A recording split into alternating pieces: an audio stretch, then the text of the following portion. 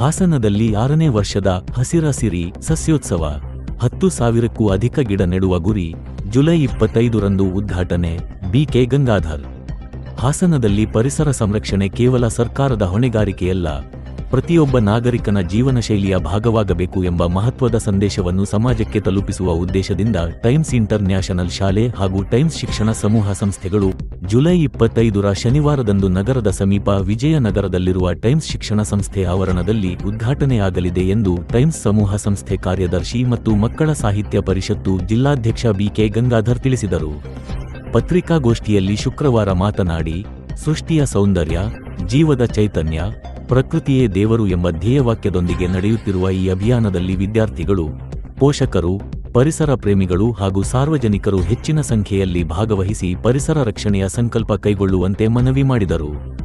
ಇತ್ತೀಚಿನ ವರ್ಷಗಳಲ್ಲಿ ಜಾಗತಿಕ ತಾಪಮಾನ ಏರಿಕೆ, ಅರಣ್ಯ ನಾಶ, ವಾಯು ಮಾಲಿನ್ಯ, ನೀರಿನ ಅಭಾವ ಹಾಗೂ ಹವಾಮಾನ ವೈಪರೀತ್ಯಗಳು ವಿಶ್ವದ ದೊಡ್ಡ ಸವಾಲುಗಳಾಗಿ ಪರಿಣಮಿಸಿವೆ. ಇಂತಹ ಸಂದರ್ಭದಲ್ಲಿ ಪರಿಸರ ಸಂರಕ್ಷಣೆಯ ಬಗ್ಗೆ ಮಕ್ಕಳಲ್ಲಿ ಬಾಲ್ಯದಿಂದಲೇ ಜಾಗೃತಿ ಮೂಡಿಸುವ ಅಗತ್ಯವನ್ನು ಮನಗಂಡಿರುವ ಟೈಮ್ಸ್ ಶಿಕ್ಷಣ ಸಮೂಹ, ಶಿಕ್ಷಣದ ಜೊತೆಗೆ ಸಾಮಾಜಿಕ ಹೊಣೆಗಾರಿಕೆಯನ್ನು ಬೆಳೆಸುವ ಉದ್ದೇಶದಿಂದ ನಿರಂತರವಾಗಿ ಹಸಿರು ಅಭಿಯಾನಗಳನ್ನು ಕೈಗೊಳ್ಳುತ್ತಿದೆ.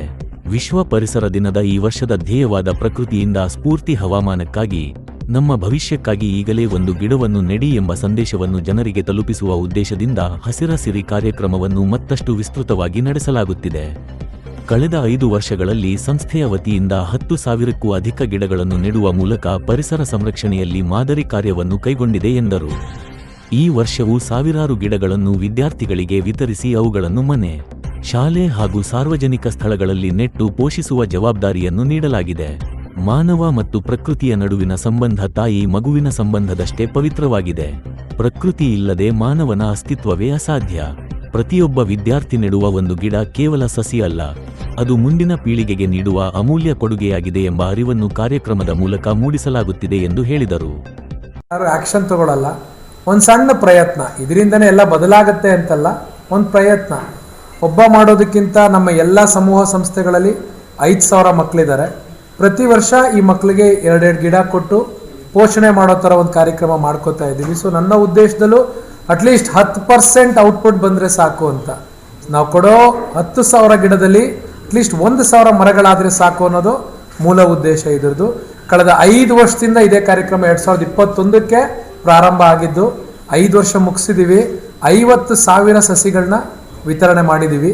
ಅದನ್ನು ಹೇಗೆ ಮಾನಿಟ್ರ್ ಮಾಡ್ತೀವಿ ಅಂದರೆ, ಕ್ಲಾಸ್ ಟೀಚರ್ಸ್ಗಳು ಮಾನಿಟ್ರ್ ಮಾಡ್ತಾರೆ. ಅದನ್ನು ಸ್ಕೂಲ್ ಮಕ್ಕಳನ್ನ ಮಾನಿಟ್ರ್ ಮಾಡೋದು ಸುಲಭ, ಕಾಲೇಜ್ ಮಕ್ಕಳು ಕಷ್ಟ. ಸ್ಕೂಲ್ ಮಕ್ಕಳು ಅದೇನು ಫಾಲೋ ಅಪ್ ಆಯಿತು ಅದನ್ನು ಮಕ್ಕಳಿಗೆ ತೊಗೊಂಬಂದು ಟೀಚರ್ಸಿಗೆ ಆ ಫೋಟೋಸ್ನ ಕೊಡ್ತಾರೆ. ಯಾರು 1 ವರ್ಷ ಪೂರ ಮಾನಿಟ್ರ್ ಮಾಡಿರೋ ಒಂದನ್ನು ಫೋಟೋ ಕೊಡ್ತಾರೋ ಅವ್ರಿಗೊಂದು ಸರ್ಟಿಫಿಕೇಟ್ನ ಮೋಟಿವೇಟ್ ಮಾಡೋಕ್ಕೆ ಈ ಥರ 4 ವರ್ಷದಿಂದನೂ ನಮ್ಮ ಎಲ್ಲ ಸಂಸ್ಥೆಗಳು ಹಾಸನ್ನು, ಅರ್ಕಲಗೂಡು, ಚನ್ನರಾಯಪಟ್ಟಣ, ತಿಪ್ಟೂರು, ಕಡೂರು, ಭದ್ರಾವತಿ, ಆಲೂರು ಇಷ್ಟೂ ಕಡೆನೂ ಕೂಡ ಇರೋ ಮಕ್ಕಳುಗಳಿಗೆ 2 ಸಸಿನ ವಿತರಣೆ ಮಾಡ್ಕೋತಾ ಇದ್ದೀವಿ. ಇನ್ನೊಂದು ಬದಲಾವಣೆ ಪ್ರತಿ ವರ್ಷ ನಡೆದ ಹಾಗೆ ನಾವು ಬದಲಾವಣೆ ಮಾಡ್ಕೊಂಡಿದ್ದು ಅಂದರೆ, ಈ ಗಿಡಗಳನ್ನ ತಗೊಂಡು ಹೋಗಬೇಕು ಅಂದರೆ ಮಕ್ಕಳುಗಳು 2 ಬಟ್ಟೆ ಬ್ಯಾಗನ್ನು ತರಲೇಬೇಕು ಅನ್ನೋ ಥರದನ್ನು ಮಾಡಿದ್ದೀವಿ. ಅಂದರೆ ಅಟ್ಲೀಸ್ಟ್ ಆ ಬಳಕೆಯಲ್ಲಾದರೂ ಕೂಡ ಪ್ಲಾಸ್ಟಿಕ್ನ ಕಡಿಮೆ ಮಾಡಬೇಕು ಅನ್ನೋ ಉದ್ದೇಶದಿಂದ ಬಟ್ಟೆ ಬ್ಯಾಗ್ನು ಕೂಡ ಹೆಚ್ಚು ಬಳಕೆ ಮಾಡ್ಕೊಳ್ಳೋದು. ಈ ವರ್ಷ ಇದನ್ನು ಇನಾಗ್ರಲ್ ಮಾಡೋಕ್ಕೆ ನಮ್ಮ ಮುಂದಿನ ರೋಟ್ರಿ ಝೋನಲ್ 3182ನ ಗವರ್ನರ್ ಆದಂಥ ಅಲೆನ್ ಸರ್ ಅವರು ಬರ್ತಾ ಇದ್ದಾರೆ.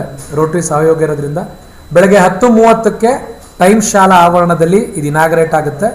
ಬೇರೆ ಬೇರೆ ಕಾಲೇಜುಗಳಲ್ಲಿ ಬೇರೆ ಬೇರೆ ದಿನ ನಡೆಯುತ್ತೆ, ಬಟ್ ಇನಾಗ್ರೇಷನ್ ಆಗೋದು ನಮ್ಮ ಶಾಲೆಯಿಂದನೇ ವಿಜಯನಗರದಲ್ಲಿ. ದಯಮಾಡಿ ನೀವೆಲ್ಲರೂ ಬರಬೇಕು, ಈ ಕಾರ್ಯಕ್ರಮನ ಅತ್ಯಂತ ಯಶಸ್ವಿಗೊಳಿಸಬೇಕು. ಸೊ ಈ ವರ್ಷ ಮಳೆ ಇಲ್ಲ ಅಂತ ಮಾತಾಡ್ತಿದ್ದೀವಿ, ಬಟ್ ಅದಕ್ಕೇನು ಅಂತ ಪರಿಹಾರ ನೆಕ್ಸ್ಟ್ ಜನ್ರೇಷನ್ಗೆ ನಾವೇನಾದರೂ ಒಂದು ಕೊಟ್ಟೋಗ್ಲಿಲ್ಲ ಅಂದರೆ ಖಂಡಿತವಾಗ್ಲೂ ಮುಂದಿನ ಜನ್ರೇಷನ್ಸು ತುಂಬ ವಿಪರೀತ ಕಷ್ಟಪಡಬೇಕಾಯ್ತು. ಈಗ ಆಲ್ರೆಡಿ ಯುರೋಪಲ್ಲಿ ನೀವು ನೋಡ್ತಾ ಇದ್ದೀರಾ ಹೀಟ್ ವೇವ್ ಅಂತ. ಅವ್ರು ಯಾವತ್ತೂ ಆ ಟೆಂಪ್ರೇಚರ್ನ ನೋಡಿದವರೇ ಅಲ್ಲ. ನಾಟ್ ಮೋರ್ ದ್ಯಾನ್ 25ರಿಂದ 30 ಡಿಗ್ರಿ ಯುರೋಪ್ ನೋಡಿದ್ದೇ ಅಲ್ಲ. ದೇ ಆರ್ ಟಚಿಂಗ್ ಟು 40 ಡಿಗ್ರಿನ ಅವ್ರು ರೆಸಿಸ್ಟೇ ಮಾಡೋಕ್ಕಾಗ್ತಿಲ್ಲ. ಸೊ ಈ ಥರ ಬದಲಾವಣೆಗಳು ಖಂಡಿತವಾಗ್ಲೂ ಆಗುತ್ತೆ, ಆಗಬಾರ್ದು ಅಂತಲ್ಲ, ಅದಕ್ಕೆ ಪರಿಹಾರನೂ ಕೂಡ ಇರುತ್ತೆ. ಅದನ್ನು ಹುಡುಕೋ ಪ್ರಯತ್ನದಲ್ಲಿ ಈ ಟೈಮ್ಸ್ ಸಮೂಹ ಸಂಸ್ಥೆ ಒಂದು ಉತ್ತಮ ಕಾರ್ಯ ಮಾಡ್ತಾ ಇದೆ ಅಂತ ನಾನಾದರೂ ಅಂದ್ಕೊಂಡಿದ್ದೀನಿ. ನಿಮ್ಗಳ ಸಹಕಾರ ಹೆಚ್ಚು ಬೇಕು, ಆದಷ್ಟು ಪ್ರಚಾರ ಕೊಡಿ. ನಮ್ಮ ಉದ್ದೇಶ ಅಂದರೆ ಎಲ್ಲ ಶಾಲೆಗಳು ಸ್ಟಾರ್ಟ್ ಆಗಲಿ ಅಂತಷ್ಟೇ. ಎಲ್ಲ ಶಾಲೆಗಳು ಇದನ್ನು ಮಾಡಿದ್ರೆ ತುಂಬ ದೊಡ್ಡ ರೆವಲ್ಯೂಷನ್ ಆಗುತ್ತೆ. ಅಲ್ಲ, ಆ ಶಾಲೆಯಲ್ಲಿ ಒಂದೇ ದಿನ ಪೋಷಕರು ಕೂಡ ಇರ್ತಾರೆ, ಮಕ್ಕಳು ಇರ್ತಾರೆ. ಸಣ್ಣ ಮಕ್ಕಳಿಗೆಲ್ಲ ಪೋಷಕರು ಬರ್ತಾರೆ. So and they will take away, ಅದನ್ನು ತೊಗೊಂಡು ಹೋಗ್ತಾರೆ ಅವರು. ಬಟ್ ಇನ್ನೊಂದು ನಾನು ಮರ್ತುಬಿಟ್ಟೆ, ಶನಿವಾರ ಸರ್, ಶನಿವಾರ ಒಂದೇ ದಿನ ಬೆಳಗ್ಗೆಯಿಂದ ಈವ್ನಿಂಗ್ ತನಕ ಪ್ರೋಗ್ರಾಮ್ ಇರುತ್ತೆ.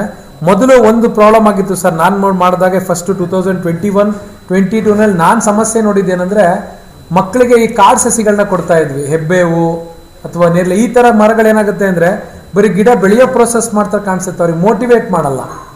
ಆಮೇಲೆ ಅಂದ್ಕೊಂಡೆ ಒಂದು ಹಣ್ಣಿನ ಸಸಿಗಳು ಕೊಟ್ಟರೆ ಅಟ್ಲೀಸ್ಟ್ ಸೀತಾಫಲ ಅಥವಾ ಇದು ಸೀಬೆ ಹಣ್ಣು, ಈ ಥರ ಹಣ್ಣಿನ ಸಸಿಗಳು ಕೊಟ್ಟರೆ ಅಥವಾ ನಿಂಬೆ ಹಣ್ಣು ಮಕ್ಕಳು ಮೋಟಿವೇಟ್ ಮಾಡುತ್ತೆ, ಒಂದು ಸಣ್ಣ ಕಾಯಿ ಹಣ್ಣು. ಅದಕ್ಕೆ ಕಳೆದ ವರ್ಷದಿಂದನೂ ಕೂಡ ಹಣ್ಣುಗಳನ್ನ ಹೆಚ್ಚು ಕೊಡಬೇಕು ಅಂದ್ಕೊಂಡಿದ್ದೆ. ಬಟ್ ಒಂದು ಪ್ರಾಬ್ಲಮ್ ಏನಂದರೆ ಹಣ್ಣಿನ ಗಿಡ ಸಿಕ್ಕಲ್ಲ, ಮತ್ತು ವೆರಿ ಎಕ್ಸ್ಪೆನ್ಸಿವ್, ₹100 ತನಕನೂ ಆಗುತ್ತೆ.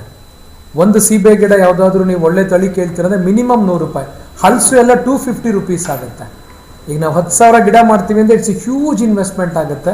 ಬಟ್ ಆದರೂ ಕೂಡ ಈ ವರ್ಷ ಪ್ರಯತ್ನ ಪಟ್ಟಿದ್ದೀನಿ, ಹೆಚ್ಚು ಪ್ರತಿಶತ ಹಣ್ಣಿನ ಗಿಡನೇ ಕೊಡಬೇಕು ಅನ್ನೋದು ಒಂದು ಸಣ್ಣ ಪ್ರಯತ್ನ, ಇದೊಂದು ಬದಲಾವಣೆ ಸರ್. ಒಂದೊಂದು ಊರಿಗೆ ಒಂದೊಂದು ಕಡೆ ಫಾರ್ಮ್ ಆಗುತ್ತೆ. ಸರ್ಕಾರದಿಂದ ಸ್ವಲ್ಪ ಕೊಡ್ತಾರೆ, ಬಟ್ ಸರ್ಕಾರದಲ್ಲಿ ಗಿಡಗಳಲ್ಲಿ ಈ ವರ್ಷ ಹಸಿರು ಆಸನ ಮಾಡಬೇಕು ಅಂತೇಳಿ ಎಲ್ಲ ಗಿಡಗಳನ್ನು ಅವರು ಉಪಯೋಗಿಸ್ಕೊಂಡಿರೋದು ನಮಗೆ ಸಿಗ್ತಾ ಇಲ್ಲ.